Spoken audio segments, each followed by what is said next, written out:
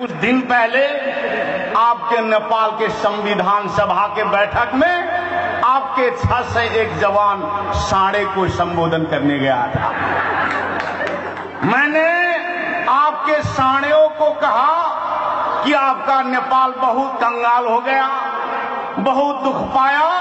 नेपाल गुजरात को दीजिए, 5 बरस में गुजरात जैसा बनाकर फिरता कर देंगे।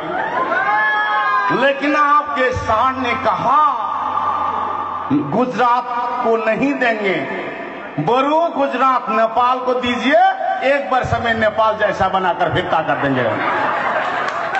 मित्रों, मैं यहाँ के विलायती गोरखाओं को बधाई देना आया हूं, जिन्होंने अपना समान तलब और समान पेंशन के लिए इतना बड़ा आंदोलन किया और विलायती हुकूमत को झुकने बाध्य किया।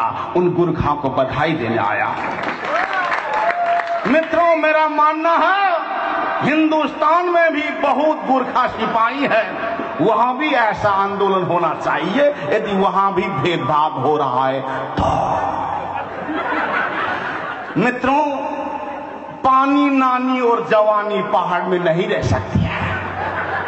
पानी नानी और जवानी पहाड़ में नहीं रह सकती है। इसीलिए आपके साढ़ ने पानी को दिल्ली की तरफ, नानी को बम्बे की तरफ और जवानी को विदेश की तरफ धकेल दिया।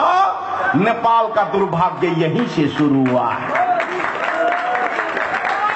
मित्रों, नेपाल और भारत के बीच में कितना गहरा संबंध है। हिंदुस्तान में एक चाय बेचने वाला प्रधानमंत्री बना हूं और आपके नेपाल में भैंस चराने वाला राष्ट्रपति बने हैं। और भी समानता है, जैसे हमारे हिंदुस्तान में सोनिया गांधी की साड़ी और नेपाल में सुशील कोइराला की दाढ़ी। हिंदुस्तान में आपके नेपाल में बाबूराम भट्टराई जी का जिगर और हमारे इंडिया में सनी लियोन का फिगर, कितना गहरा संबंध है। मित्रों, मैंने सुना था नेपाल कृषि प्रधान देश है, लेकिन जब मैं आपके काठमांडू में पहली बार उतरा तो वहां कृषक नौजवान विदेश की तरफ जा रहे थे, तो मुझे लगा नेपाल अब कृषि प्रधान देश नहीं रहा, सिर्फ कामदार प्रधान देश बन गया है।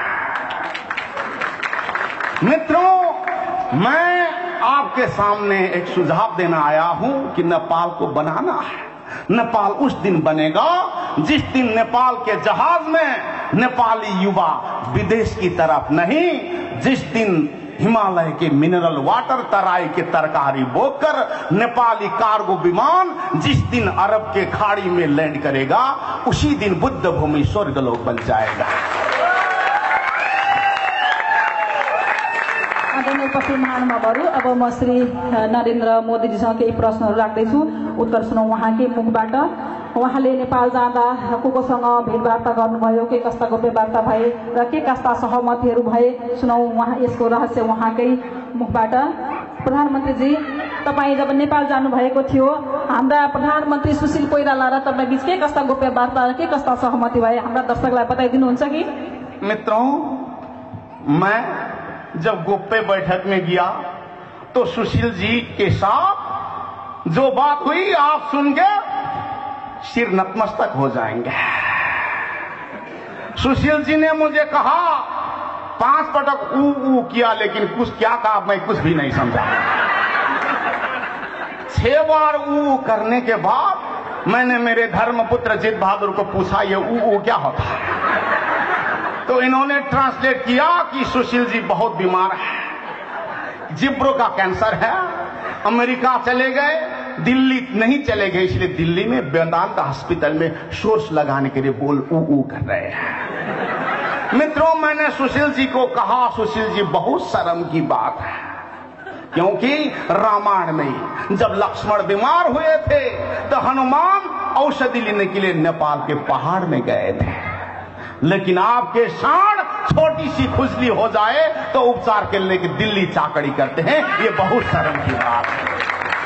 मित्रों, मैंने सुशील जी को एक सुझाव दिया की उपचार इंडिया में नहीं है। हिमालय के गर्भ में बहुत सी जड़ी बूटियां छिपी है।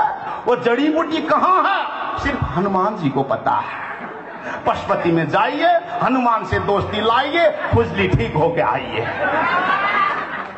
फेरि नेपालमा गएको बेला